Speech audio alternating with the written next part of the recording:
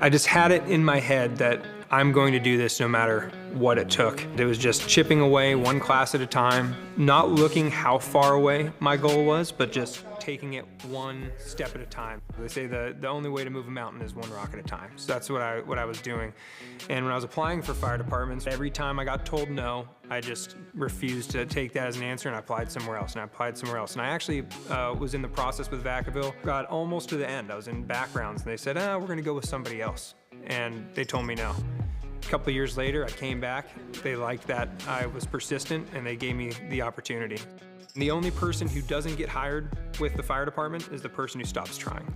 So if you're lacking in the physical fitness category, just start working at it little by little, and before you know it, with a good diet and consistent exercise, you don't have to kill yourself and work yourself to death, but just doing a little bit every day and getting better a little bit every day, eventually you're gonna move that mountain and you'll be ready. And like I said, here in Vacaville, you don't have to be, a top level athlete. We will get you to where you need to be. So as long as you're trying, we're gonna help you and we'll get you right where you need to be.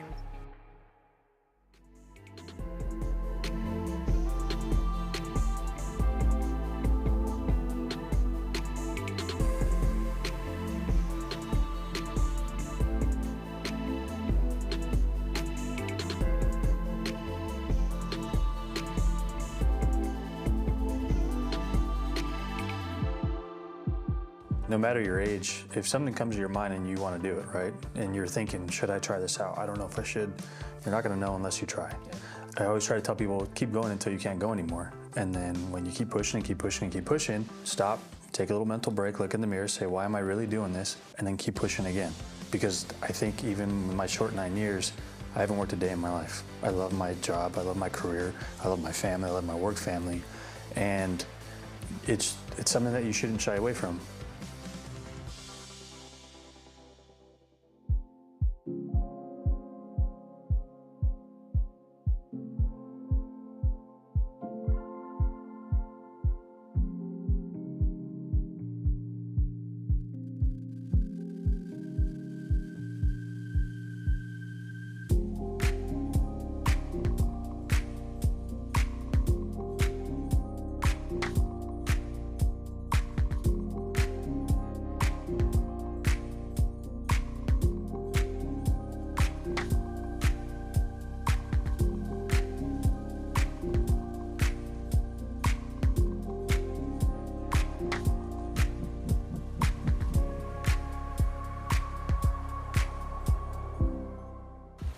Have a nice resume put together.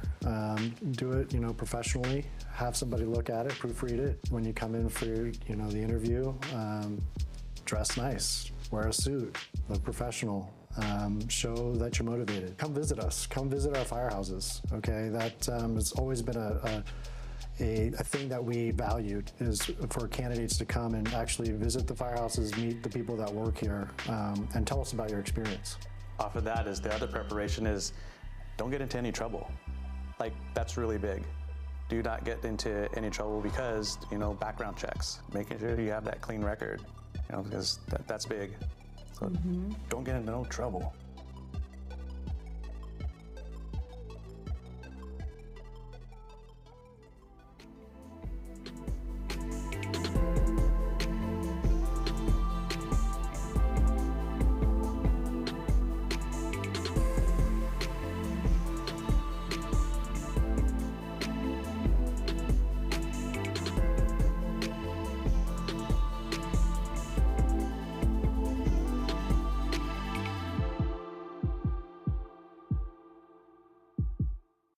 The best advice I can give, if you're gonna be interviewing for San Diego Fire, seek help from San Diego Firefighters, because our interview process is very different. And if you don't seek help, the odds of passing an interview are very, very tough.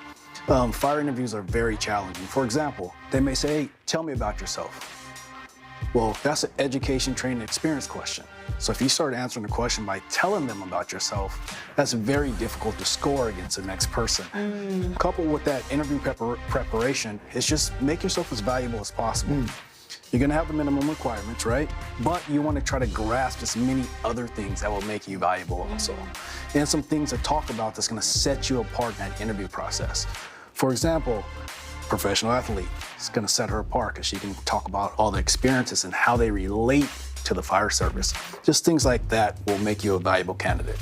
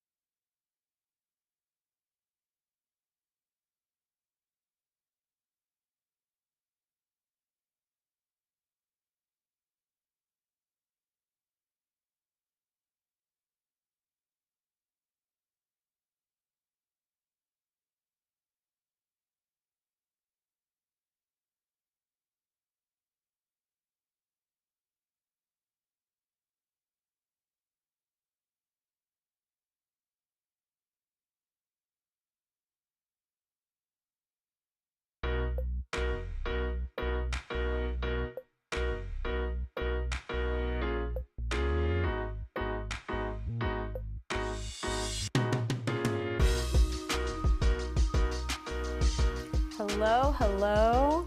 Welcome back to another episode of Recruitment in the Spotlight. Today we're here with the Roseville Fire Department. Woohoo! Cool beans. And so before I get into introducing our guests, I want to thank you so much for being here today. So I'm your host, Lasana Pakeman, she, her. Also the recruitment manager for Cal-JAC, and just very excited to be here.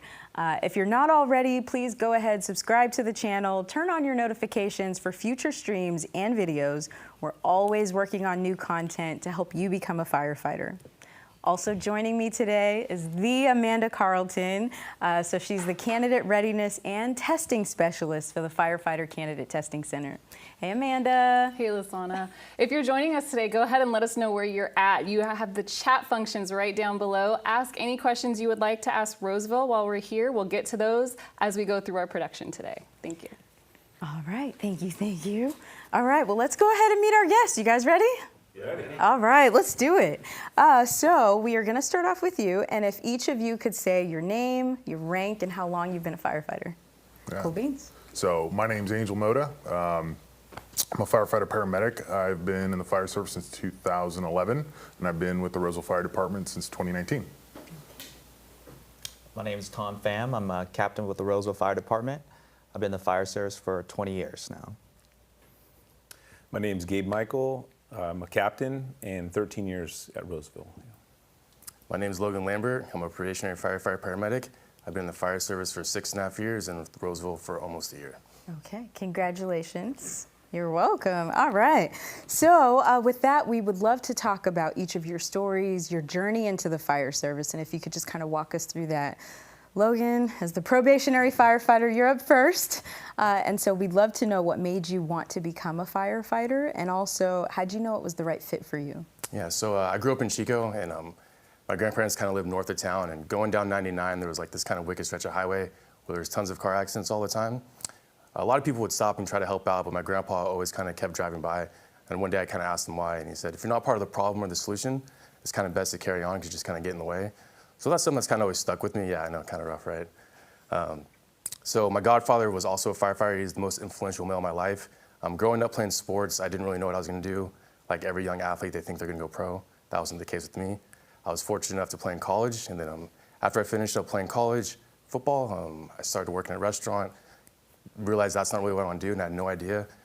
Had some more conversations with my godfather. Being a firefighter is a great job, great career, get to spend plenty of time with their family. So I dabbled in a little bit. I did my fire academy, or did my fire academy at EMT, fell in love with it instantly. It's the best job I could have picked going forward.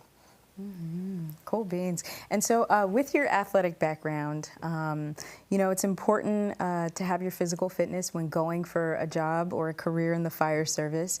How can someone tell if they're ready for the physical aspects of the job? You never know until you start. I can tell you I was fit going to fire academy, and the first day they break you off, they want to see what you got, and you just kind of build from there. You learn really quick what you can and can't do, and you get people to push you, especially being with a bunch of people who are going through the same thing. It kind of motivates you to get better. There's different tests you can do to kind of see where you're at. I know for Roseville, when we first started here, we had a physical assessment test, and one of the big things was running a mile and a half in less than 12 minutes. So I knew that was my goal, and when I started, getting ready for Roseville, I made sure I could do that. So just kind of having that endurance, definitely being able to run and 100%. all of that. And lift weights. Our job is to carry people out of buildings when we need to, lift people up. We got to be able, we can do that so we don't hurt ourselves or other people. Yeah, good stuff. Good. They prepared you, huh? Yeah.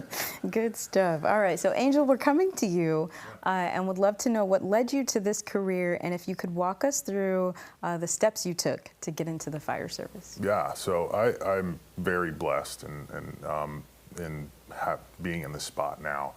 My dad actually came here from Mexico back in the early mid-1980s. He ended up joining the fire service about maybe 2 to 3 years after he got here. Knew almost no English whatsoever, so that was actually a great way for him to learn English. So for me, born in the early 1990s, I sort of grew up around him being at the firehouse. Obviously, he wasn't a career guy, still worked as a farm laborer at the time. And so I got to kind of be around some of these career guys and kind of learn from them, and it sort of inspired me. I knew coming into high school exactly what it is that I wanted to do, and I was able to tag along with my dad to go to some calls and just sort of observe. Later on in my high school career, I was allowed to sort of participate in some of the drills once it wouldn't get me hurt, and I absolutely fell in love with it.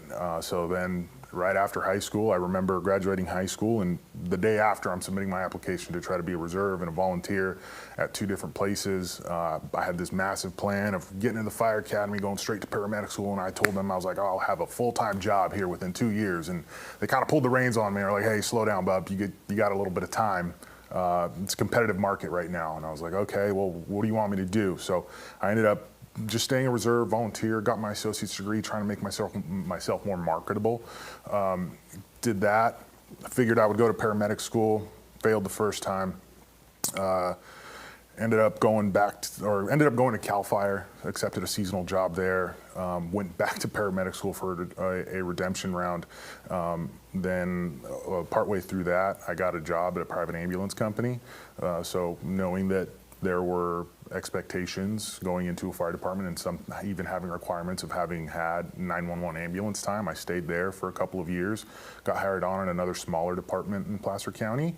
And I spent about 2 to 3 years there, and then submitted an application with Roseville and got the offer. Okay, all right. So that was quite the journey. Yeah. Oh yeah. Oh man, Angel, I'm not sure if you know that you do this, but you smile every single time you talk about your dad. Yeah. It's beautiful. Yeah. So with that, also wanting to thank you for sharing your experience on paramedic school the first time. And so in your defense, that was an expedited program, right? Yeah, it was a pilot course at one of the local schools here. So the didactic session, instead of being 7 months, it was actually, and typically in your 7 month, you're doing 2 days a week. This one was a Monday through Friday major test every Friday. Okay. So. Pretty intense. Yeah. Awesome, but you're here now, and Yes. so we're very, very grateful. Yeah, thank you. Awesome. Gabe, we're coming to you next. All right, and so wanting to know if you can talk about your career path and what it was like to transition from the private sector into public service. Yeah, so my path is unique. I got hired at Roseville at age 35. I'm 48 now. And prior to that, I went a more, I guess, mainstream route of, I got a college degree in business management and tried different things in the private sector. Went to work for a local developer who was also a restaurateur, and he owned nearly 100 restaurants, and he brought me on to helped promote the restaurants. That wore many hats for him through the years with doing some Excel work with analytics, and then brought me into some of the operation stuff. Unfortunately, the recession didn't treat his company well, and so I went looking for another job.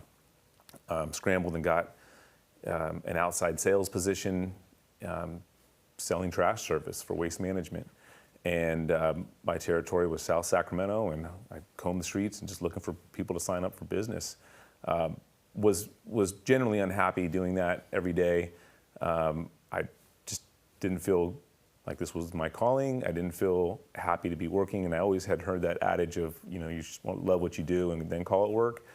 So I was looking for that, and I talked to my wife about it. She mentioned, she said, hey, you've always talked about being a firefighter. Why don't you do that? And I had just, you know, counter back with, it's too late. I had responsibility. I had a mortgage at the time. We had a child, so I had dependents. She just said, well, you need to get a job. So either never talk about it again or go do it because I support you. And so she called me out. And ironically, that day, we went to the grocery store and I ran into the one and only firefighter that I knew in Roseville.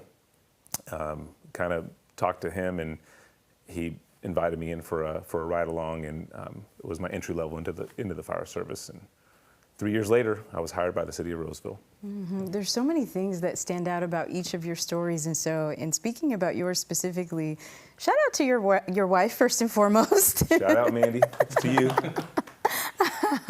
Cool beans. And then also, based on our audience, there's so many people watching and who will watch this in the future who want to be sitting exactly where you are. They're getting their fire service experience somewhere else. They're looking for an agency like this. And so some may be thinking that they're too old. And so you said you started at 35. Yeah, I thought I was too old too. I said it's been 13 years. I'm grayer, but it's been fine. I feel like I can continue to go. I know one of our captains is over 60 years old, and he's in the best shape of anybody, and beloved. You know, so you could do this. Yeah. Shout out to that captain for making probies look bad with his physical fitness. Oh, yeah. And then also would love to know if you can talk about some of the skills that you learned from your previous jobs that have helped you to become a successful firefighter. Yeah, this is the service industry. You're hired to serve the community and the citizens. I was in the service industry and serving customers or serving end users. And so that's a big thing with Roseville is customer service, taking care of our citizens. So that's a skill that you can take from any walk of life. Teamwork, you need to learn how to work with others. We train together, we live together, we're roommates, and then we go accomplish tasks, whatever the call is.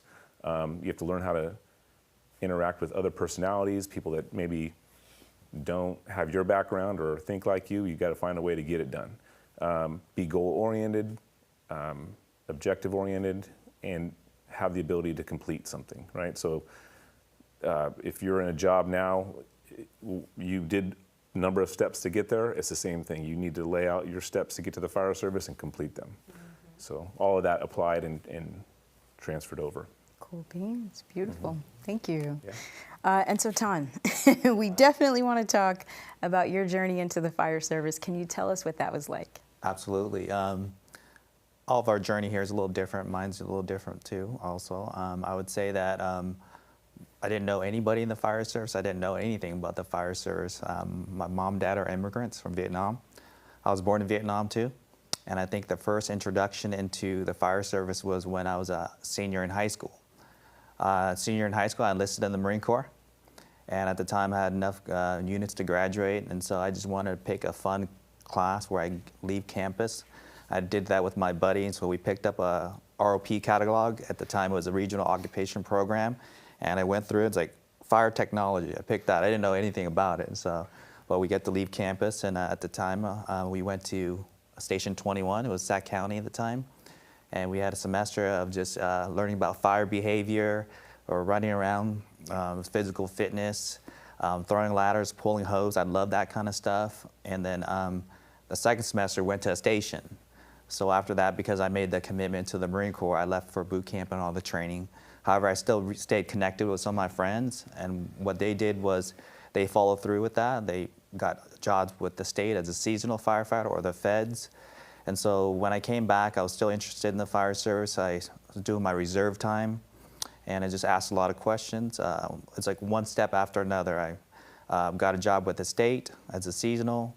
I got my EMT. It wasn't like a big plan. It was just like, okay, what's next? What I need to do next? I think for me, it was, if I had to think of the overall big picture where I wanted to go, it would be very overwhelming.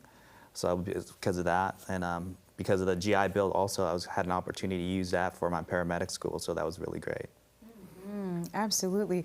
Your story, a part of it really makes me laugh because you're a high school student. You're just trying to get off campus and see something new, and then a seed is planted for the rest of your career. Right. It's if I want to be honest, that's what it was. I just want to go hang out with my friends. I had enough credits, so, and here I am now. It's crazy. It's crazy. Absolutely. But that's an honest story. Absolutely. And so also, as the first firefighter in your family, what advice do you have for other first-generation firefighters looking to start this career? I think sometimes it's hard when you don't see people like you doing it. And so I would say if this is something you want to do, put yourself out there, right? Especially nowadays when we have opportunities like this right now, or social media or YouTube. Go visit your local fire stations, right? If you live in the city of Roseville, come talk to one of our firefighters that will share information. So for me, I just talked to this person that led me on to something else. So don't get discouraged, just be persistent with it. And also share all that stuff with your family, right? I think my parents didn't know anything about the fire service. So I came home, I shared all the stuff that I've learned. And they were happy if I was happy with it. I have two questions for you. One is, do you have any insights for parents who they never considered their kid going into an industry like this? Anything that could maybe give them some, like, ease their mind a bit to help them consider it? I think all parents want their kids to do something rewarding, something that's a good profession where they make decent money, provide for their family. I think this is something that offers that. And doing what we do, I think it's more than just a job. I think it feels really good when you're out there having the opportunities to help people out. So I think they should be proud. Cool beans. And then last question, you indirectly recruited someone. You weren't even trying to recruit them into the fire service. Right. Can you tell us a bit about that? So there's a restaurant in Roseville, which I visited. It's a Vietnamese restaurant. And over the years, I got an opportunity to talk to the owners, and they had their nephew who was working there probably for the summertime. And he found out that I was a firefighter. And every time I was there, he asked questions about how to get in the fire service, little things like he was doing exactly what I was doing, right? And several years later, I came back and his uncle talked to me. He's like, oh yeah, he works for San Francisco now, so that's kind of cool. And shout out to you. Shout out to you for that. Amazing. What'd you say? Good job, right? Come work for Roseville, though. There it is. So we definitely want to remind folks to go ahead and submit questions in the chat. We will be getting to your questions. We'll try to answer as many as we can live. So we're going to take a couple more questions from the panelists before we jump into the chat. All right, so Gabe, we're coming back to you, and we'd love to talk about where Roseville is located, and also if you can give us an overview of the city and the community that you serve. Yeah, so Roseville is a suburb of Sacramento, about 25 minutes east if you're driving, and we're sandwiched between the foothills in Sacramento. 160,000 population, and because Roseville is very heavy in importing jobs and we have a high retail component of our city. There's another 70,000 or so people a day above our population. So we're serving over 230,000 people daily. In the holidays, it gets even crazier. We have 9 stations, and 2 of those stations are specialty houses, hazmat and technical rescue. We have the largest rail yard west of the Mississippi, so there's a lot of bad stuff coming through our area, an interstate that goes through our city.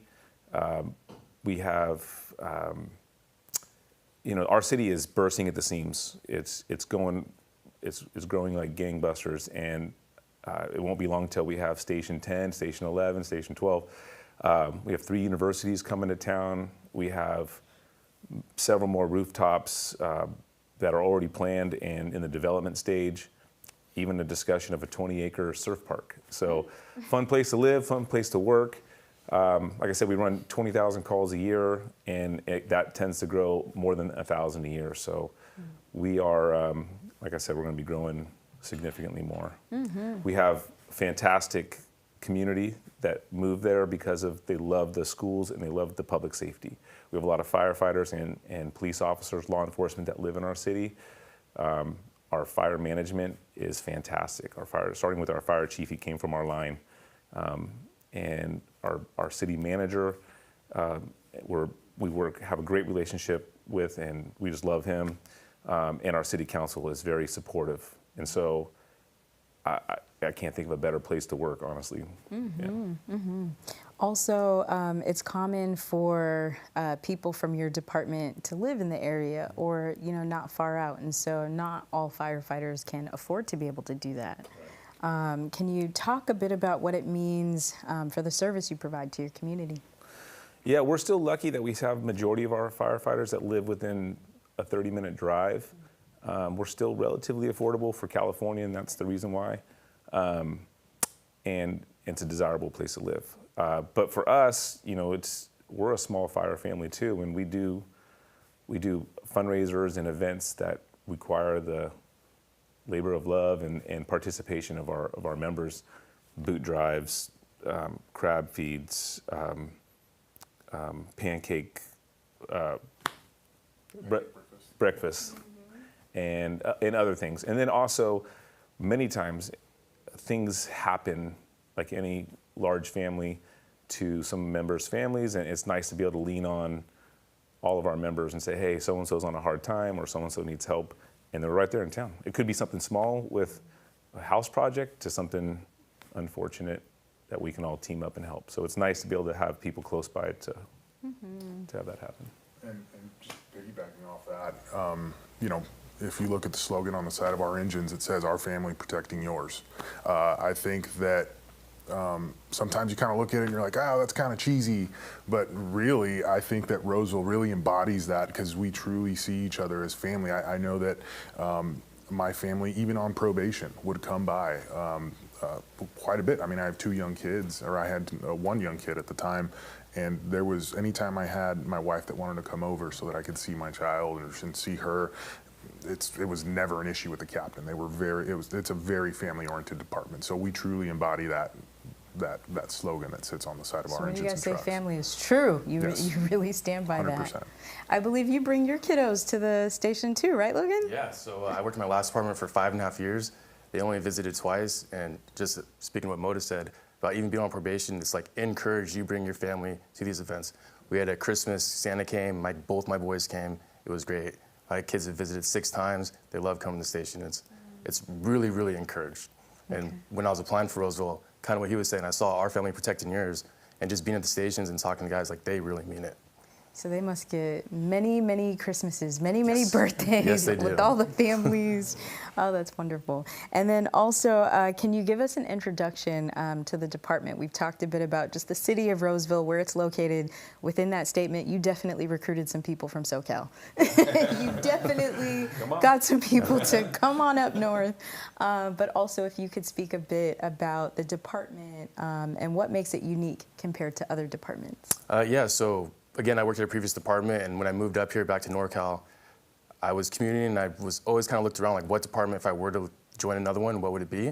And it was Roseville from the beginning. They had everything that I wanted, and they didn't have the things that I didn't want as well. So it was always Roseville. And as I did more digging, I talked to a couple people. I really learned about the city. I think a stat came out like in April, we're voted like the #1 new coming city in California. And it's a great city. Kind of what he was saying, we literally have everything you need at our department. A lot of departments are like, say they're all-encompassing. We truly are. We rarely call for outside resources, and we go help a bunch of other agencies. And anything we need in our department, we usually get, and we can respond to any call. Water rescue, trench rescue, hazmat, like he was saying, with that rail yard. So anything you want to get your hands into, you can at Roseville.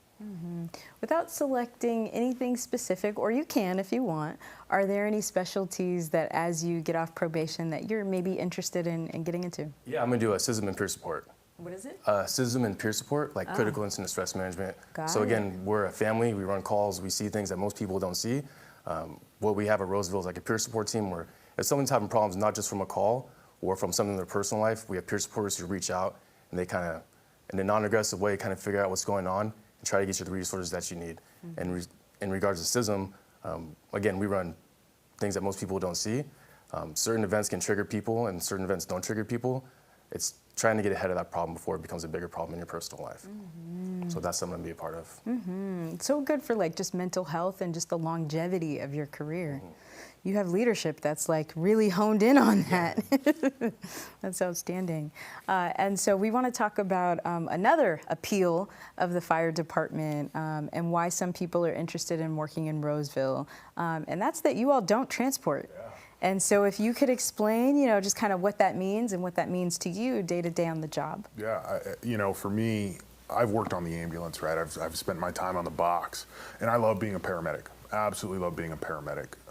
But it was one of those things, like, as I was kind of sitting on the box, I'm thinking to myself, I'm like, I always remembered going back. I could go back and have this flashback of being up in medic school, and at the time, one of the windows on the 4th floor would look down on Sunrise Avenue, and I would always see Roseville's trucks going back and forth, and it was specifically the tiller, and I'm like, I want to be there, right? And it's such a difficult place to be, knowing that I have this dream of becoming a firefighter, but I know that I also have to check this box as being a medic. So it's super fulfilling for me to get to go to work and to provide high quality of care as a paramedic. Like I said, I absolutely love it.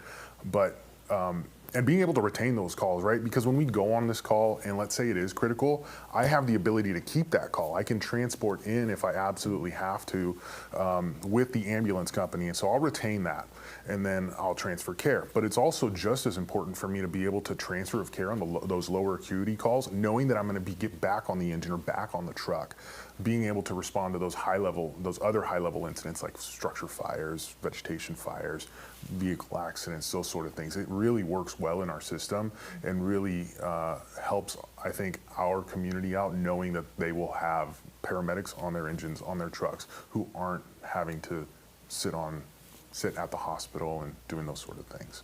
Yeah. And so just to kind of break that down just a little bit further, you said sit at the hospital and just do those kinds of things. So at Roseville, you all don't transport. And so for, let's just by chance, let's just say there's fire service personnel. Maybe there's folks at other agencies or whatever that could look like. Maybe a little bit burnt out. Still want to do their passion of being a paramedic, but also want to get to some of the structure fires and other things. This is the place. 100%. Yeah. I think when you say I want to be a firefighter and you envision that in your head, you picture yourself on a fire engine or fire truck. I don't think many people picture yourself on a medic. Nothing wrong with it, but no one pictures that. So it's nice to be able to come to Roseville and just do that. You come straight from the academy and you go right on to a fire engine or fire truck. Again, nothing wrong with the ambulance. It's just, I think when you picture it in your head, that's what it is. You know. And Yeah, I say like we all have different chapters in our lives where, like you mentioned earlier, you know, if you are, you know, you ran enough calls, you've seen enough things, you want to slow down a little bit, or you want different type of calls, you want to, so that the city of Roseville offers that experience for any, you know, potential candidates that have experience that would want to take on and come here. So that's what we offer. come through, Ton. This is why we need Ton to just chime in and bring it all together, right? Oh man, thank you. There we go. All right. So we also know that your department prioritizes, you know, the family-friendly culture. How do you help? We talked a bit about bringing kiddos to the station and how you bring your kids to the station, et cetera, et cetera. Can you talk about how you, Ton specifically, and feel free to have others chime in, but how you help new firefighters to become part of the family? So I would say that the Roseville Fire Department, we're a direct reflection of a community and people we serve, very family oriented. And once we select you, right, we'll go through the process, and you know, that's the candidate that we want. We're gonna do anything possible to make that candidate successful, whether it's entry level or experienced firefighters. And we have different game plans for that. And one of the things that we do is that we attach one of our members, we call maybe a mentor, liaison, once during the hiring process, as in, you know, we're gonna offer you a job, but now you're gonna go through all the steps, right? And so I did that as in, hey, here's a new firefighter, let's call this member up, let's walk them through the process, let's kind of be there for that person to help answer any questions that they might not feel comfortable asking, right? So if you're new, the last thing you want to do is call admin office 3 or 4 times a week because you're anxious, you want to know all this information. So that's one of the things that we start out with that. And then we lead that member to the academy. From there, we have our academy staff that supports them and mentors and develops them. And we look at every single individual working in the academy. There's so many conversations that's had once we look at our members, like what's their strength, what's their weakness, how do we get into success? So like I mentioned earlier, once we pick you, we want you to be successful. You know you're gonna be successful. All you gotta do is put in the work, have a great attitude, and let's get you there. Mm-hmm. So, and then you get them online, and they have another mentor through that year of probation.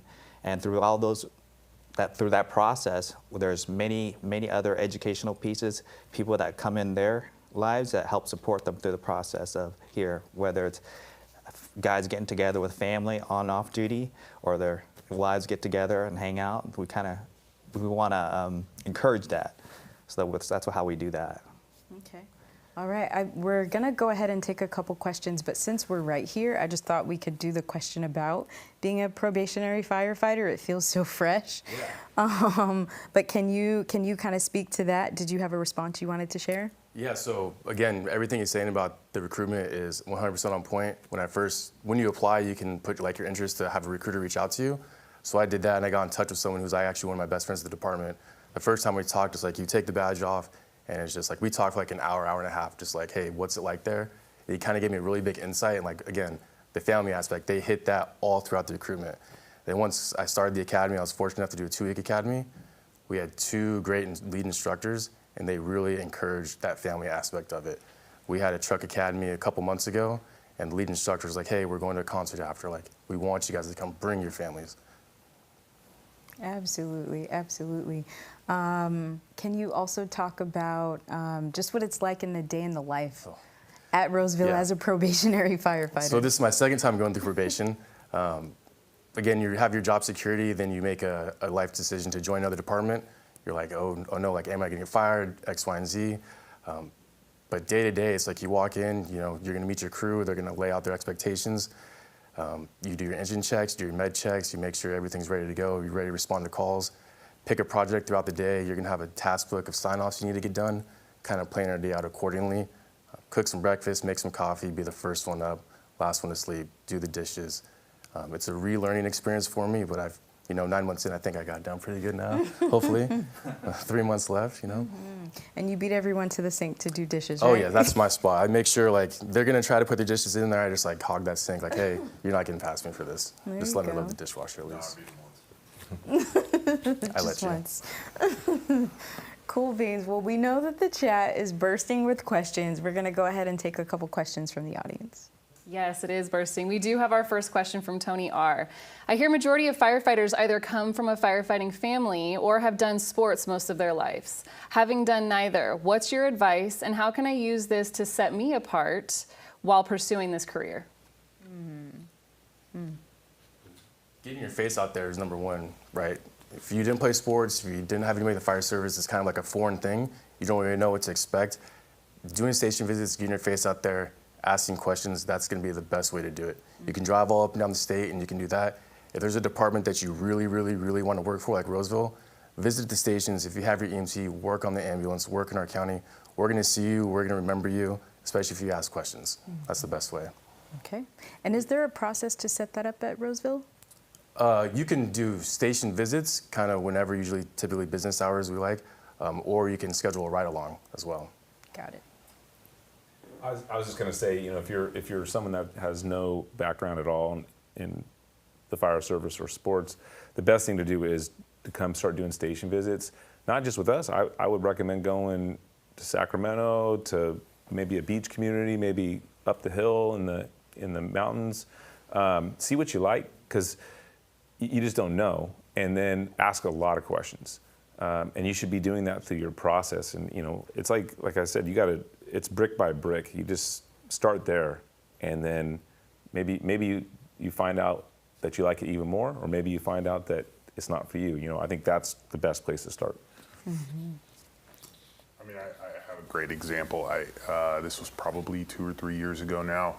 I was working over at Station 6, and I just happened to be out front checking out the rig, and this kid, probably 18 years old, walks up with some treats and goes, "Hey, my name is so-and-so. I know nothing about the fire service, but I'm really interested in it.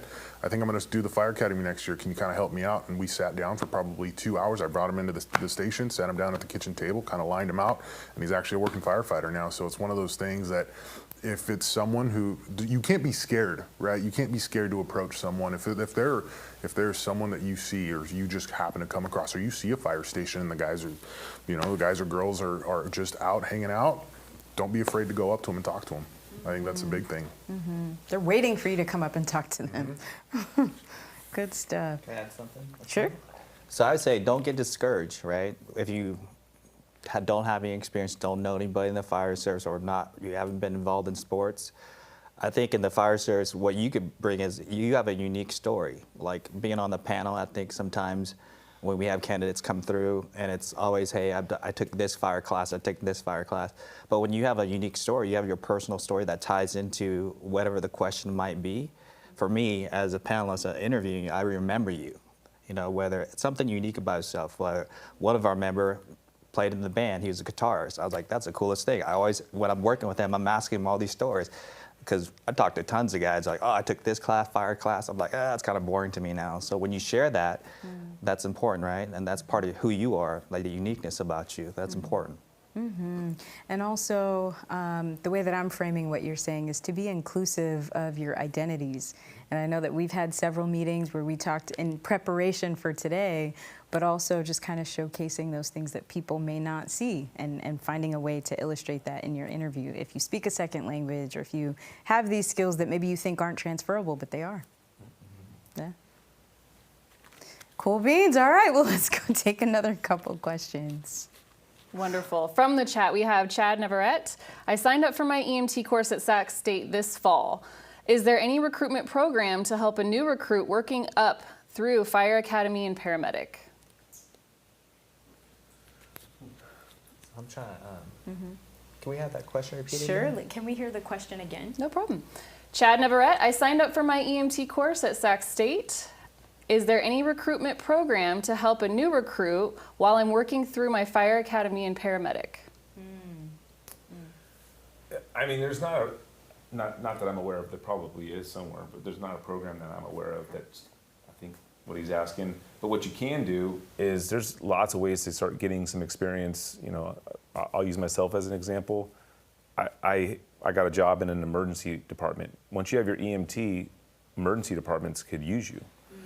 So it was an opportunity for me to be there, be around patient care from a higher level, doctors and nurses, and kind of see outcomes. So that's one way to get some experience. Once you get your EMT, you can apply to a lot of the ambulance companies. Probably starting out doing just transport from facility to facility, but it's patient care. It's something you have to learn to do with operating a gurney and talking to patients in bedside manner. And then working your way into the fire service. When you become a volunteer or a resident firefighter, they're looking for just EMTs. Just someone that's brand new, no experience. That's what that's for. So it's great because you can customize your own path. I'm sure if you went to a larger urban center like San Francisco or Los Angeles, they probably have a more robust program. But for Roseville specifically, we don't have that. Yeah, but it's an excellent way that you outlined to be able to get that experience and kind of get in the field. Yeah. I would Awesome. also say that I don't know how much the individual is asking this question, how much they have on their plate.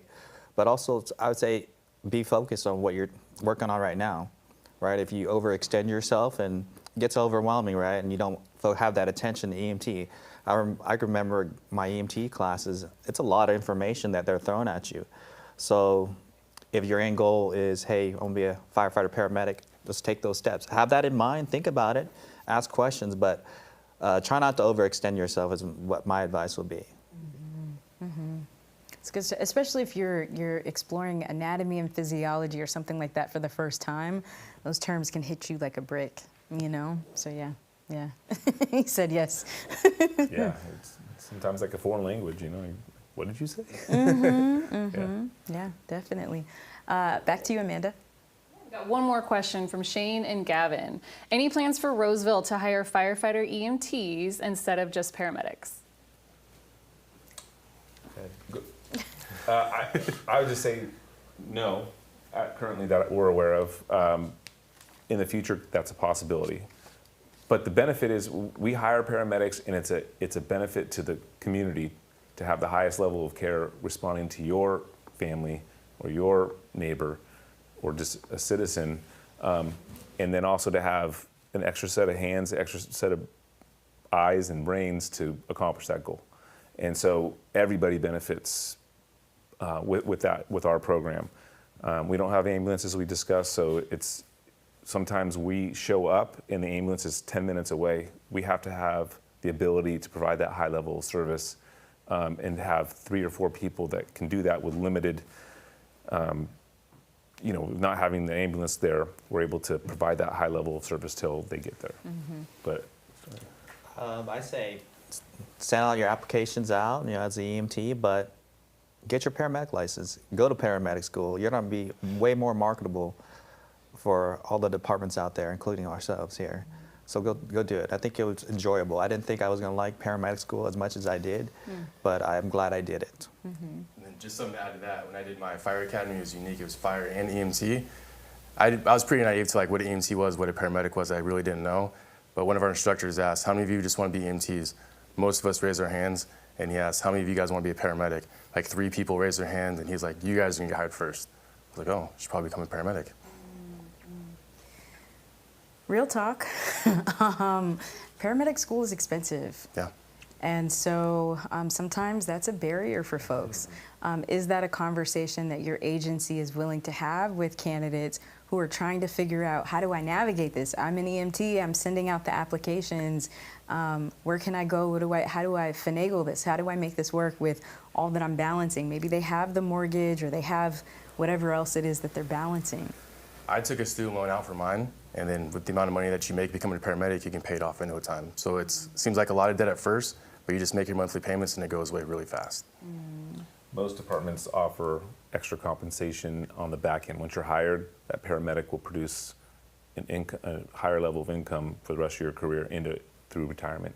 So pay it forward for the back end. Everything comes with a little bit of a cost, but if you can have a relative or a friend or a loan program and do what you got to do. If this is what you really want to do, don't take no for an answer. Just find a way to get it done. Don't take no. It may hurt right now, but just make the sacrifice, dig in a little bit, and yeah, okay. So I lived at home with my mom and dad and saved a little bit of money. And also the GI Bill, which I mentioned earlier. And this is probably trying to reach out to the veterans out there. It's a natural thing when a lot of Marines are getting ready to get out. I think all the other branches, right? We go PD, they go PD. Look into fire. We have something to offer. I think you will like it. Can you say that again? That was very necessary. Check out the fire service. Check out the fire department. I think you will love it compared to PD. Good stuff. Good stuff. And did you have anything you wanted to add on to that? Yeah, I think exploring options, right? I think a lot of people are like, oh, well, I have to go to a certain program in order to get a job. And that's not necessarily the case. There are plenty of programs out there. You go to a community college, I know that they can range anywhere from $2,000 to $4,000 to $5,000. You don't have to spend $15,000, $16,000, $20,000 to go to paramedic school. It doesn't have to be that complicated. It's just a matter of doing a little bit of research and find out what options you may have. Yeah. That was really good. And in addition to those things, also wanting you at home to know that Cal-JAC offers a free paramedic program. And so strongly encourage you to go to our website, caljacacademy.org, and just kind of find out some information about it. We move them around, and so follow us on social media, definitely follow the website, but just keep an eye out in terms of where the next one will be offered and when it will be offered. But you don't come across an opportunity like that every day. And to your point, do your research. It may not cost you what you think it will.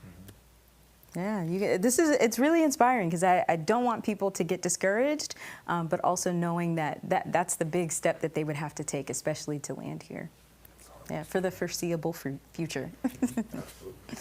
Cool beans. So next we're going to talk about requirements, getting hired, what it takes to sit in one of these seats, okay?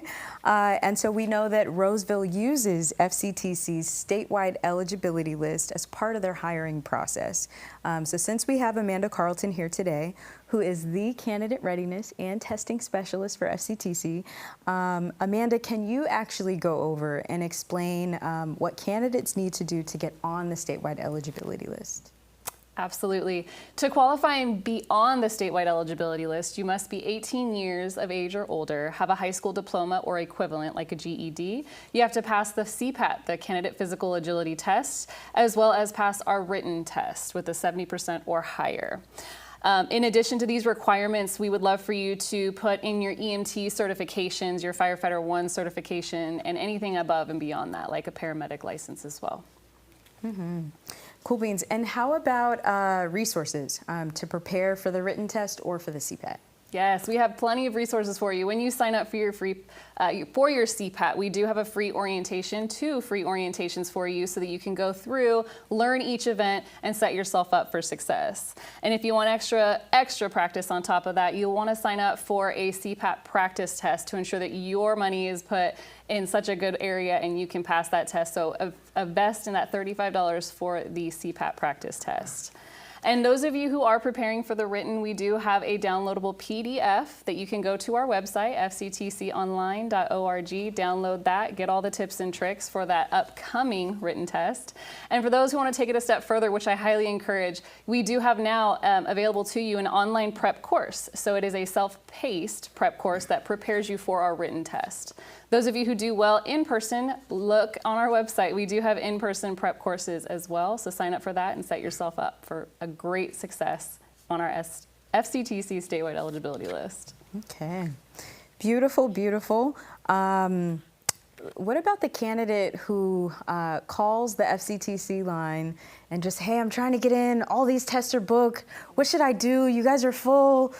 Please give them the advice that you have. Best advice I could give you is keep checking our website, keep checking your emails. You will be getting emails from us. We have people who come and go out of our tests very often, so keep checking and refreshing. We also add testing dates weekly. So if you need something to open up, keep checking in, something will pop up for you. Mm-hmm, mm-hmm. Cool beans. And can I ask you just one last question that I know the answer to this, but the orientation is not just lecture. There's a hands-on component to the CPAT orientation. Yes, our proctors will actually take you from event. We have a total of 8 events. You will go from event to event. They will give you tips and tricks on each one, how to perform each one, what would disqualify you, and how to best get through the timed test with accuracy, and you have the best chance for success going through our orientation. Beautiful, beautiful. Well, thank you for all of that information. Much appreciated. So with that, again, we know that FCTC is utilized within your hiring process. And so in addition to that, can you actually give us a quick rundown of just the minimum requirements to apply to Roseville, what the application process looks like, and when you're hiring next? Okay, so for the Roseville Fire Department, we are looking at a member with a paramedic license, California Firefighter 1, and also a CPAT that is during the data promotion. Additionally, we are hiring Firefighter 1s and Firefighter 2s, and our Firefighter 2 is basically experience from another agency, 2 years experience, and that's going to be, we're going to have different academies as next year. a 12-week academy for our entry level, and then a 2-week shortened academy for our experienced firefighter 2 firefighters coming from another agency. Our goal with that is to really show those members the respect and the experience and knowledge that they have, so we could expedite them through the academy and get them online. I know that's sometimes it's kind of hard to go through another 12-week academy, so we want to make that change for them. Additionally, our application opens August 11th and it's going to close September 11th. And it's going to be August, September. We're going to have a paramedic testing, panel interview, chief's interview, and all that. You can find all that information and the specific date on our website. It's going to be www.roseville.ca/fire. And once you get there, you hit on the Join Our Team button, and you get more information that way. Okay, so I know right now links are being put in the chat, Correct. but they can also go to your website, go to the bottom of the page and click on, what was it called again? Join Our Team. Join Our Team. Be a member. Okay, and get the information there. And also, just to clarify, so to be on the statewide eligibility list, you'd have to be 18 or older, have your CPAT, written test, high school diploma, or its equivalent, and your driver's license. Roseville does not require the FCTC written test, so you don't have to be on the statewide eligibility list to be able to apply. You just need that Firefighter 1, Firefighter 2, or Firefighter 2, your paramedic, and I believe that was it, and CPAT. Correct. Perfect. And when you apply, you don't have to have those certs at the and that's time the date of appointment. Got it.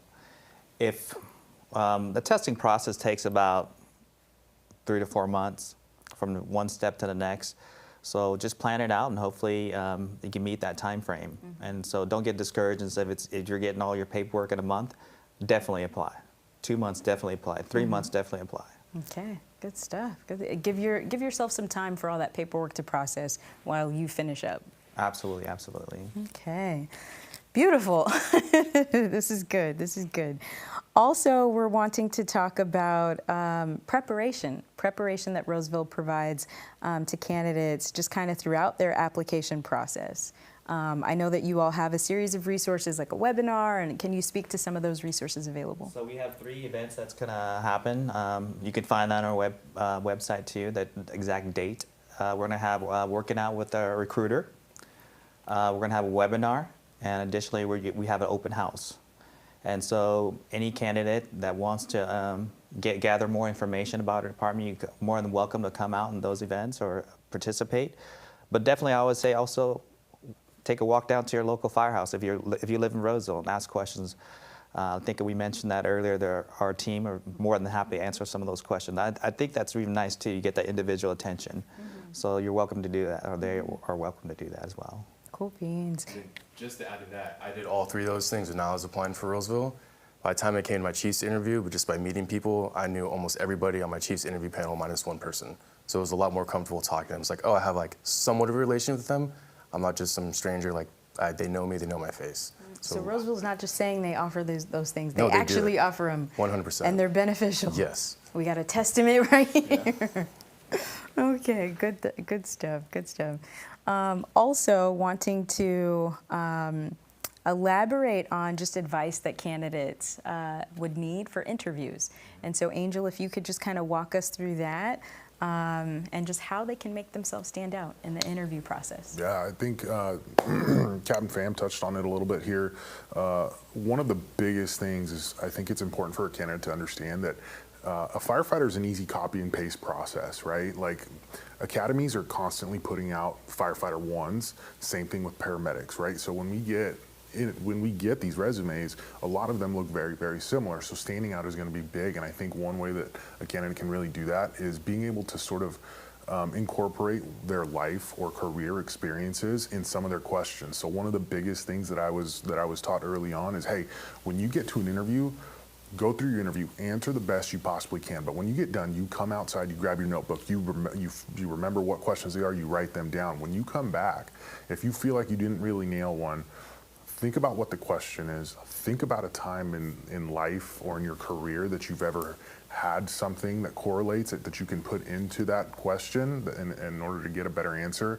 And then on top of that, what did you learn? What did you learn from that experience in life that's going to make you a more valuable candidate and a better, not just better firefighter, but a better person that's going to make you a good fit for the department, if that makes any sense. No, it totally makes sense, for sure. For sure. And then Gabe, as someone who came from the private sector, before transitioning into the fire service, can you talk about how interviews for the fire service differ? Yeah, they're pretty significantly different, just because the private sector tend to be more conversational. You sit down with the person that's hiring you and it's over a cup of coffee or just someplace in the public and you're just going back and forth, and it's more like just having a conversation. In the fire service, it tends to be a little bit more canned questions. And the way to handle that, I think, as a candidate is to have a story that's going to answer those questions. So the question, for example, there's one that's always common is, what's the hardest thing you've had to do in your life, or what's the biggest obstacle you had to overcome, and how'd you do it? So there's going to be, all the candidates are going to come up with a very similar answer. But if you have a story that that's going to trigger a memory, or it's going to make them remember you, that's kind of how you're going to stand out.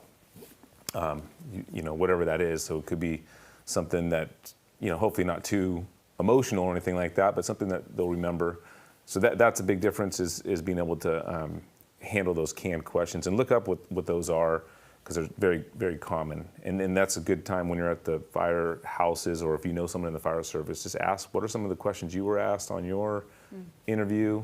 And then you'll be able to write those down and start seeing if you can answer them. Mm-hmm. And then even if you get a chance on a ride along, go ask, hey, ask me these questions and tell me how I did on my response. And firefighters are pretty upfront and short. We have like short attention spans, so we'll be like, hey, that's too long, or you're not to the point, or whatever it is, right? Or it's too basic.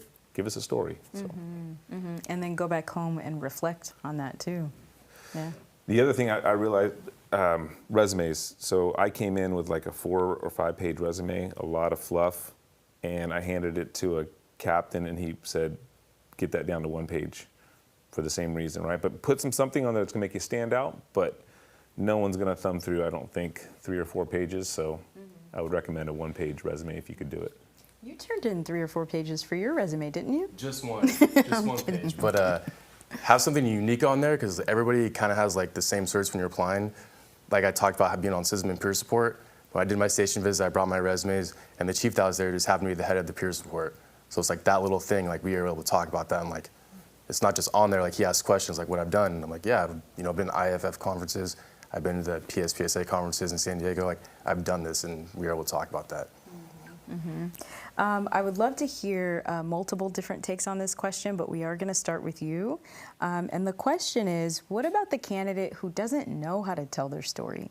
They're still trying to, piece together all the pieces and how it fits and make it work for the fire service. Any tips for that person? So I think for me, this has always been something that's been a challenging for me. You got to sell yourself, right? There's lots of candidates that's kind of come through. It's going to be several days, I'm sure, in any department. And what I did is you have to reframe it. And what I mean by that is just think that, hey, you know what? I've sat on one side of the table and I've sat on the other side. What I see is we want to hear your unique story. We want to know who you are. We don't want these, like Gabe was saying, these canned answers. Yeah, give those answers, but elaborate on those answers. And then put your experience, who you are as an individual, right? So when we're done with 30, 40, 50 candidates, will you remember you? It's like, Moda had an interesting story. He had a cool story. And if Moda talked about he went to paramedic school twice. So sometimes people might think, hey, I don't know if I want to mention that. But for me, as an assessor, as a panelist, I'm like, this guy's he's got some grit. He's persistent. He's hardworking. He got after it. For me, that's something I'll remember. And I've known Moda for a long time. And that story, I haven't heard that story. So that's something I lock in. So tell that story. Show who you are, not just the answer, and let that come out. And you want them to remember you. Because there's a lot of other people telling the same answer all over again for a couple days. So that's what I would say. And sometimes, we were talking about this just before we got started today, sometimes the very thing you don't want to say may be your superpower. That may be the thing you need to share. But yeah. Yeah, you never know what resonates with someone across the table. And I think if you just have a way to, you're talking to human beings that feel the same things you feel, so bring them into your world, you know, and your story, you know, since we're on it, was a great one, you know, hey, it's humbling, I didn't do well my first time at paramedic school, here's the reasons why, this is how I dealt with it, this is how I overcame the next time, and I got through it, and they remember that, right, so he took a negative and turned it into a positive, and it was a canned answer, what was the hardest thing you've ever done, or whatever it might have been, and that's how, right, kind of how you answered it? I mean, I know that we were sort of touching on those who maybe are having a hard time putting, or maybe they feel like they don't have one, right?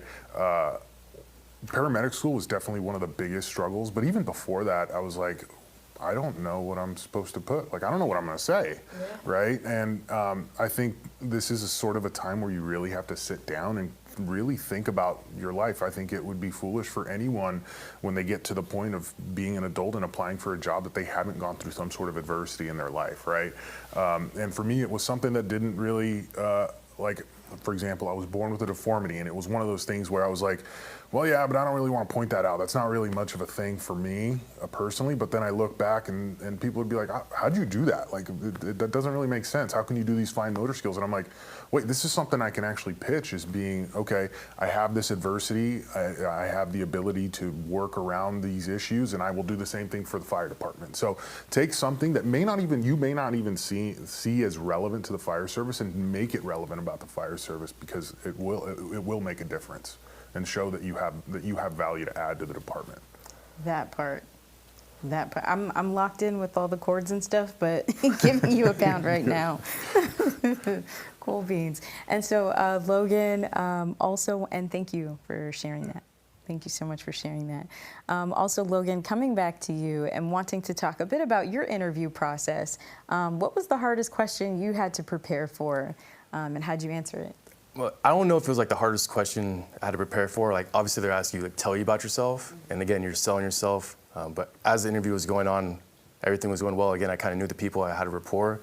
One of the last questions was like, Roseville is very into the EMS. Like, how are you going to prepare yourself? And I told them right there and there, like, as soon as I get the letter from the chief, I'm going to go and I'm going to download your guys' app. I'm going to study the protocols. And they remembered that. And then when we had our academy, first day, we had a 40-question EMS protocol test. And my protocols were extremely different, but whatever, I took the test, and then they called me in the office. I'm like, oh no, like, I failed this test. And that wasn't the case. They're like, hey, you said this in your interview, and it shows you passed. Like, thank you for committing to what you said. So, of course. So they were listening, they remembered. You showcased it when you came on. All of that is amazing. Is there anything else you wanted to add to that? That was the hardest part. Okay. That was the hardest part. And so how can candidates get in touch with your department to ask questions? Yeah, so we have a great recruitment committee, and it's through all ranks, right? We have anywhere from, I think even probationary firefighters are on it that are part of the recruitment process, and then all the way up to captains, senior captains even. And they can contact, I believe there's an email, it's firerecruitment@roseville.ca.us, and you can just simply reach out there, or if you go on our website, I think you guys had it listed in the chat, you can go on the website, join our team, there should be plenty of information there, and they can reach out through there as well. Okay, beautiful. And shout out to your recruitment team. All the support you all have here in the other room. They're great. There we go. And then lastly, for candidates who, they hear the deadline, I believe you said August is when applications will open up until September? August 11th to September 11th. Okay, August 11 to September 11. They won't have the certs in time. Even if they wait the 3 months, even if they apply now, in 3 months, they just won't have finished paramedic school or their Firefighter 1. Any advice for them, maybe the next time that you anticipate your cycles coming up, what they can look forward to in the future? Like Gabe was saying earlier, the city of Roseville is continuing to grow. Our fire department's continuing to grow. We're always hiring every year, every other year. So take this opportunity, don't get discouraged, take this opportunity to go out there and start doing some homework, research, talk to one of our members, those three opportunities that's coming up, right? We mentioned the webinar, we mentioned workout with a recruiter, and also the open house. Even if you don't make the time frame for this, come out there and check it out. Ask a lot of questions, and I think you'll take something away from it, right? And that will keep you motivated to move on to the next step, and stay motivated. Let's go. Let's go. So the chat is full. We can't even fit any more questions. No, we can. But there's a ton of questions for you guys in the chat. We're going to jump over to Amanda and take some questions. Yes, we are pulling from social media and from YouTube, but we've got one from YouTube here. Once I get my paramedic license, can I apply to Roseville Fire Department and then go through your fire academy, or do I need to go through a fire academy first before applying? So you need a Firefighter 1, California State Firefighter 1. Roseville Fire Department, we do give you an academy, but it's not certified as a Firefighter 1, so they need that. So we have Sierra College, I believe maybe Butte still has it. So. Okay. Yuba? Okay. There we go. Back to you, Amanda. Awesome. We're combining a few questions. They're actually on the same tune. So, Erica, Steven, what makes someone stand out in an interview with your department? How do you stand out? Customer service. A story about customer service. Maybe you serve your community currently, your church, or whatever program you're a part of. Share that story. I know I could tell countless stories about just my 13 years here of watching all the great customer service stories, you know, how we help our citizens on their worst day, just make it a little bit less worse, right? And so we're going the extra mile, and we want to hear those stories. We want to know that that's part of your DNA, and this department prides itself on it. I know there's other departments that do the same, but for us, it's paramount. Okay. For me, one thing was, again, we've hit it a bunch of times, is our family protecting yours. I used that when I was doing my station visits. I used that during my interview. And really, you got to go to your interview and this isn't just another interview. This is like the department you want to work for. And I said, our family protecting yours. I'm like, yeah, I have two of my best friends. They're young families who live in Roseville. Like, what's a better service I can provide than being right down the street with them when they call for help? And I'm fortunate enough right now that one of them is in my first in district. Okay. All right. Beautiful. Let's take a couple more questions. All right, we've got another question from Steven. How do you support yourself and your family during the hiring process? Oh boy. Angel, we're coming to you. Well, I'm really fortunate. My wife, her and I had started dating when I was in my Firefighter 1 Academy, like 14 years ago or whatever now. And honestly, I don't know how she does it. She is very, very strong, and I can't thank her enough, obviously, for supporting me and getting me to this point, right? But I mean, yeah, I mean, you have to rely heavily on your own support system, right? And you have to remember that you're not just doing this for yourself. You're doing this for whether it be your significant other, or if you're doing it, you got to have a why, right? And a lot of the times, at least for me personally, I don't know about these guys, I'm sure a lot of them are on the same boat, but my why was just that support system, knowing that I had a family back at home and that I had a loving wife or kids to support, that sort of thing. Mm-hmm. I think that's really the biggest thing that's going to get you through that. Yeah. Mm-hmm. I would just say whatever it takes. I mean, if you have to be an Uber driver in your off hours to make ends meet, or whatever they call it, the gig economy, find something. If this is the job you want to be, you'll find a way. You know, I'm the same way. I have a very supportive wife and family that help me in terms of childcare and just general support. But I knew that, you know, I still had to help pay the bills. So how to find something, you know, and it's just on you to find it. So if you want this job, you'll find it. You'll find it. There's stuff out there to help you make ends meet. Mm-hmm. I wanted to give you a chance. Did you want to shout out your wife and family? Yeah, shout out to my wife, Tina, and obviously my parents who kind of helped me along the way. So I think they did a decent job. I think they did okay. Absolutely, absolutely.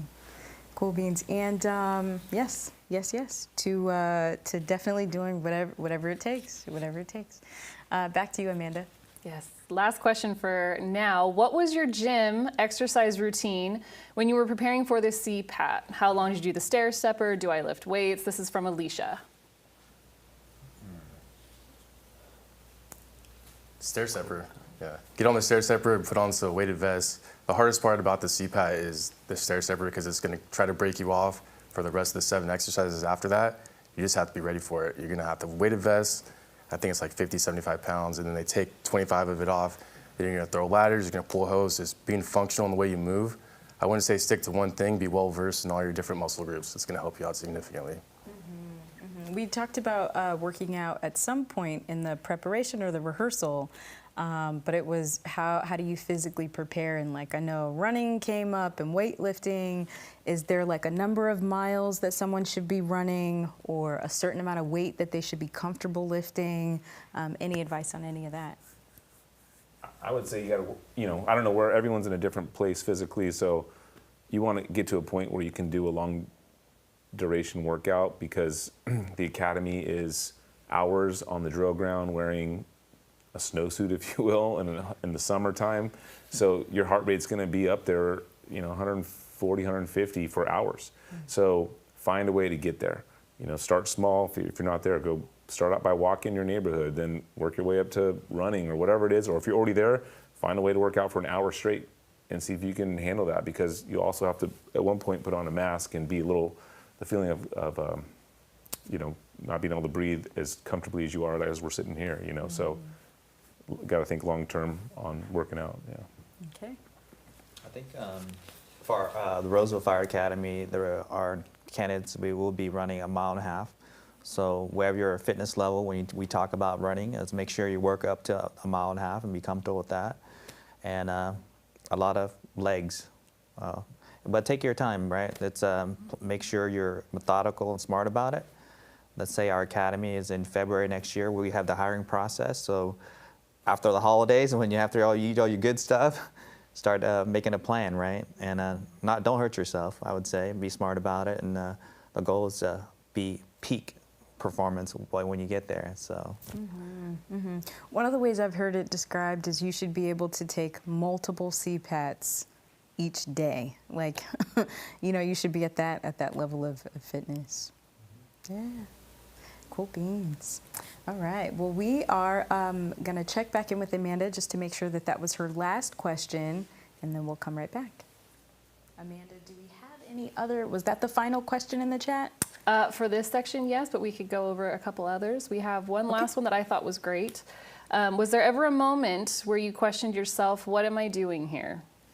Nice philosophical one. Ooh, that one's good. Everybody's smiling. We're going to start here with Logan, and we'll work our way down the line. Logan, what do you think? Just getting in the fire service, it can kind of feel like it's never going to happen. Luckily for me, my path was pretty linear. I knew the steps I had to take, but I just took a year out of my life, and I dedicated to that. I worked on the ambulance for 4 days, then I went to medical school for 2 days, and on my last day off, I volunteered at a fire station. And when all you want to do is just rest and relax and hang out with your friends, again, I'm in my early 20s, everybody's out going and doing a bunch of stuff.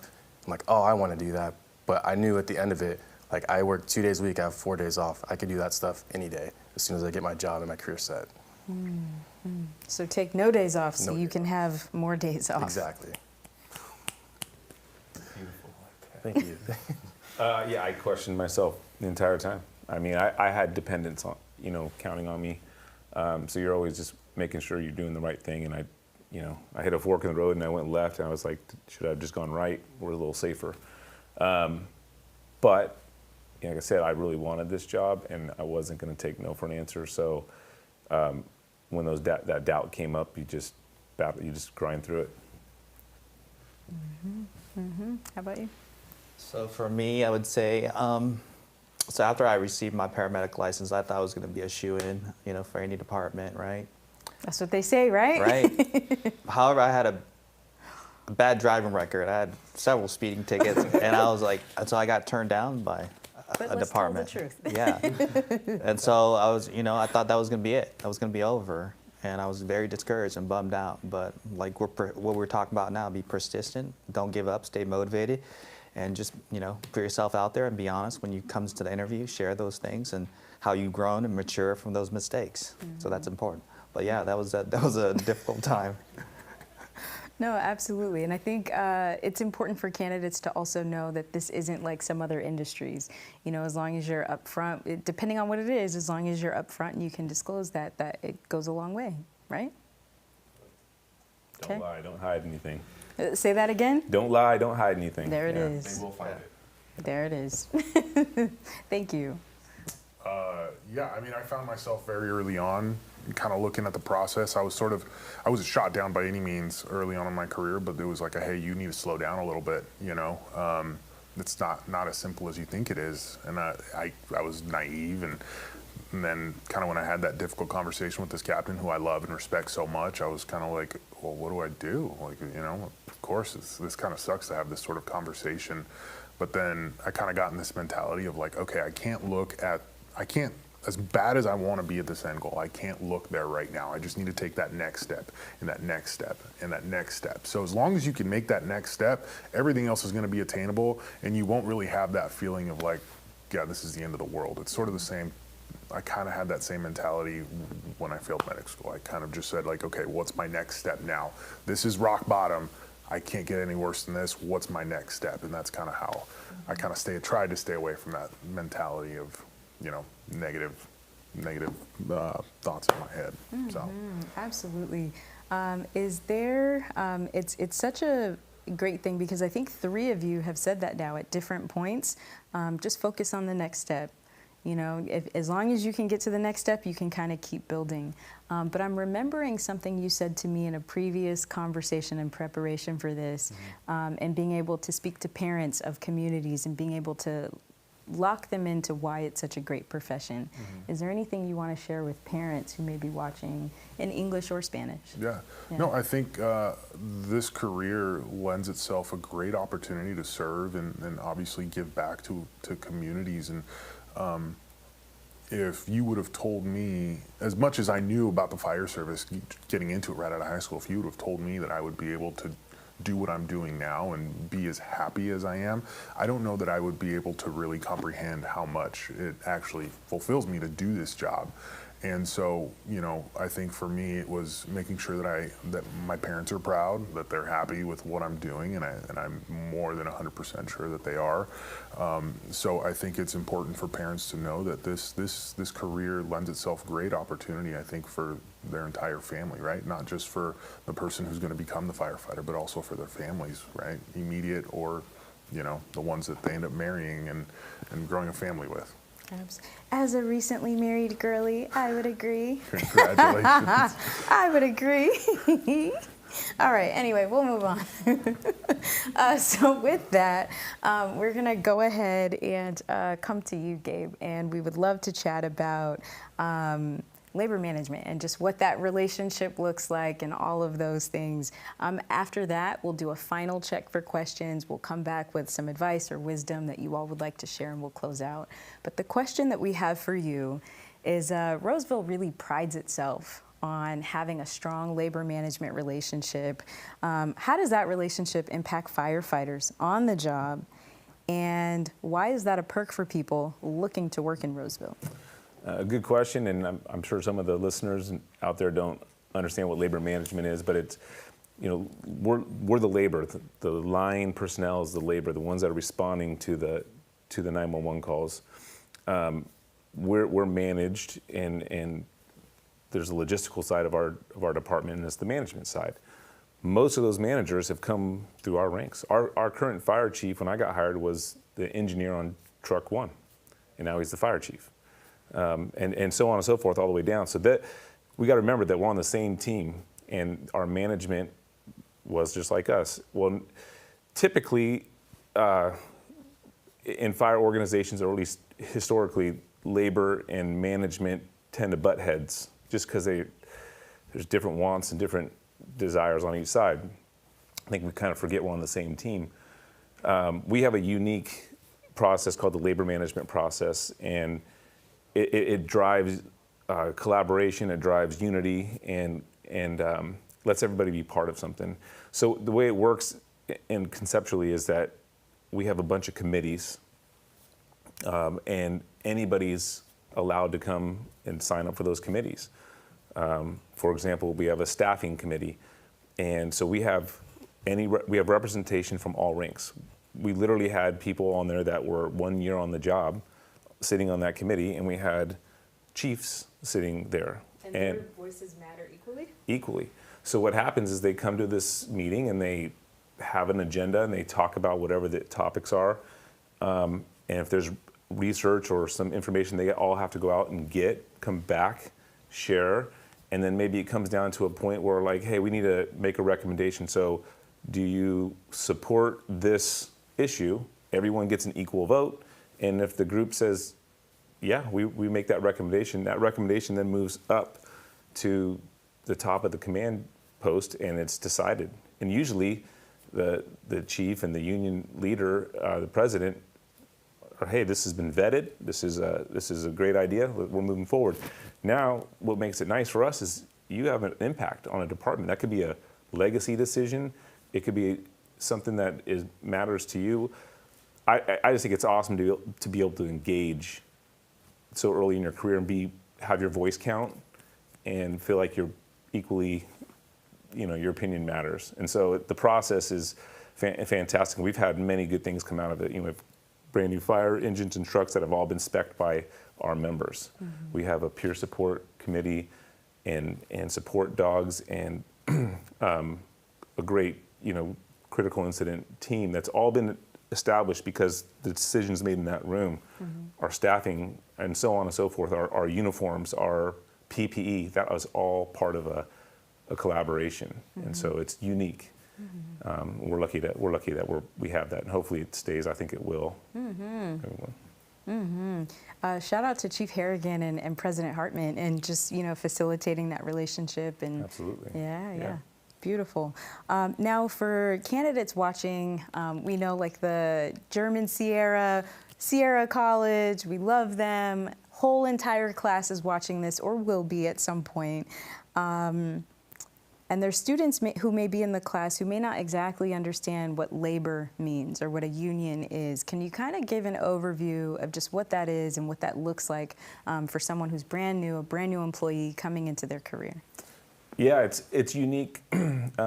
Labor unions have been around forever, but what it means is you're part of our fire family in a different way. When you're hired, you become part of the Roseville Firefighters. We're a labor group. There's 115 line members, and we are represented by elected officials. We all vote on who we want to be president, vice president, and so on. That board goes and makes decisions on our behalf that all benefit the members. Things that will protect us on the job: equipment, PPE, apparatus, training. They help us with get us benefits and compensation so we're fairly paid, and that we have great benefits for our family. And we're part of a bigger organization, California Professional Firefighters. We are an affiliate of them. They go to the state and make legislative laws that benefit firefighters and our families. And California Professional Firefighters is part of the International Association of Firefighters, so this giant organization based out of Washington, D.C. that makes federal decisions that all benefit firefighters that are affiliated, and we are affiliated. So we benefit our members if tragedy strikes internally. We have mechanisms set up to help those families. We have, our health care is fought for and awarded to the members because of that. Our retirement, we have a retirement plan. You start from day one. There's several benefits that we have as Roseville Firefighters, as California Professional Firefighters, and as international firefighters. So being part of us, you should feel protected, supported, that your opinion matters, and that you're part of a special family that is going to see you and your family through any time, good times and bad. So it's unique because it's, in the private sector, you don't get that. I always say you're a free agent. You come in and you can be here's what's offered, and good luck to you. You know, make the best of it. Invest in your 401k. Here's the, you know, whatever we can offer, and then no one's there if something bad happens to you. No one's there to make sure that you're protected. So it's you want to be part of a labor union. Especially this one. Especially this one. Roseville Firefighters, Local 1592. You said Local 15? 92. 1592, there we go. Shout out CPF, shout out Local 1592, shout out President Rice, shout out President Hartman, shout out all of this. This is outstanding.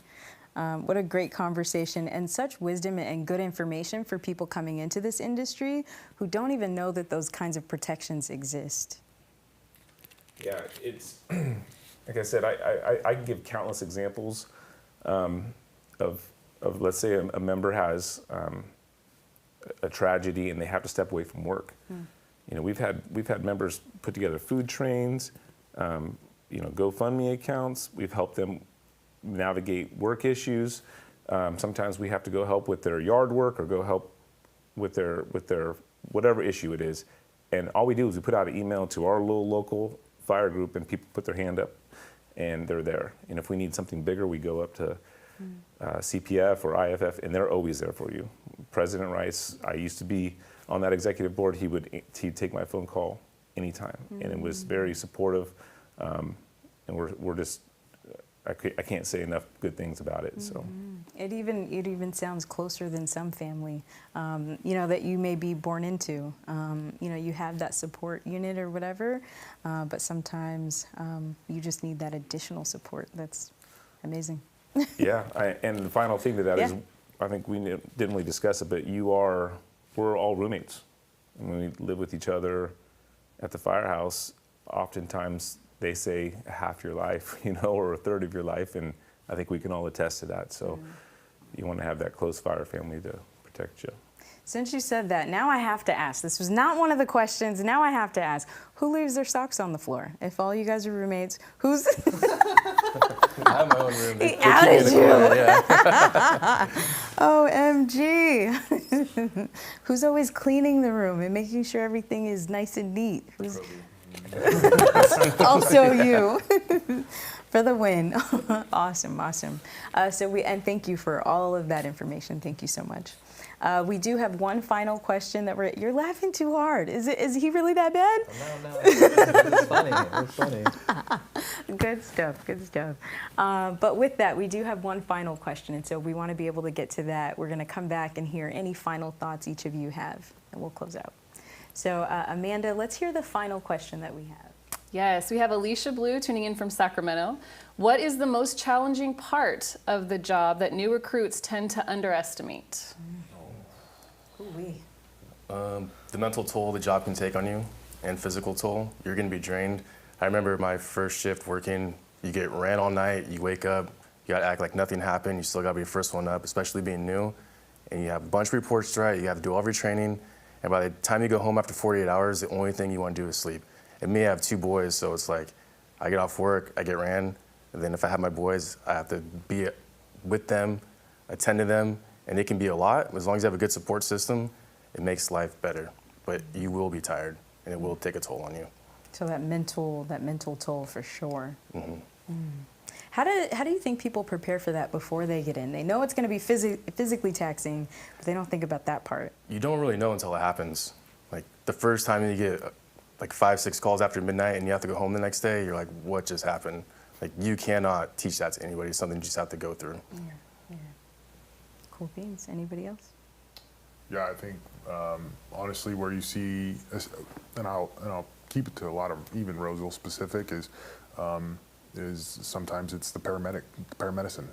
I think you have to we have to have this understanding, and I think this is across all fire departments, most all fire departments, at least here in California, is you're going to run 70 to 80 to 90% medical calls, right? The majority of what you're going to run is medical calls, so you have to you have to know your protocols. You have to understand what it's like to be not just a paramedic, but a non-transporting paramedic, because that's a completely different realm for the most part, right? You have to know when you're going to transfer care, or what your treatment plan is going to be, and what your window, your time of window, or your window of opportunity is going to be with those treatments and treatment plans and those sort of things. So I've seen plenty of people sort of have a hard time adjusting, going for maybe a transporting agency, whether it's private ambulance or fire-based, coming to our agency, and they're kind of struggling a little bit. And it's not something you can really teach, but as long as you come in with a good foundation of what it is to be a paramedic, teaching, I think, at the Roseville level, teaching what it is to be a firefighter, a true firefighter, is something that we do really well in the academy, but we try to do our best to teach you how to be a good paramedic, or try to sharpen up your skills. But I think you also need to come with a strong foundation and a good understanding of what it is to be a good paramedic as well. Mm-hmm. Very thorough. Thank you. Yeah, I would say do ride-alongs as much as you can, because you're going to see, smell, and be around things that you never thought, right? Like, and very raw situations, very raw environments, and no one prepares you for that in a book or in a discussion. You have to go out and actually experience that a little bit. And so I can't stress trying to do a few ride-alongs along the way, just to make sure that it is what you're ready for that, you know.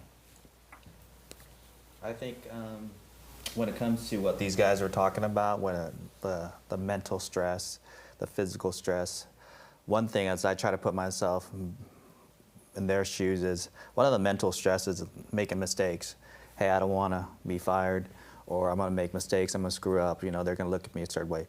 Believe me, we have a realistic expectation, right, with our new members. You are going to make mistakes, and it's okay. However, how do we get better, improve from there? And it goes back to what Moda was talking about. We want somebody with good attitude and work ethic, and you got to go out there and you serve the community with, you know, great customer service. We'll make those mistakes. We all do, right? So try to, as easy as I'm saying it, I know it's going to be hard, but try to keep that in mind and take that part of the stress out of your head, and just try to focus and learn your job that way. That's so good. As you were saying that earlier, it's funny that you referenced that. As you were saying that, I thought that's just good. That's not only for the fire service, that's just good life advice, you know? Yeah, I'd like to think we like to hold, because we're so heavy on the customer service and we love providing such a high quality of care, I'd like to think we have this high standard.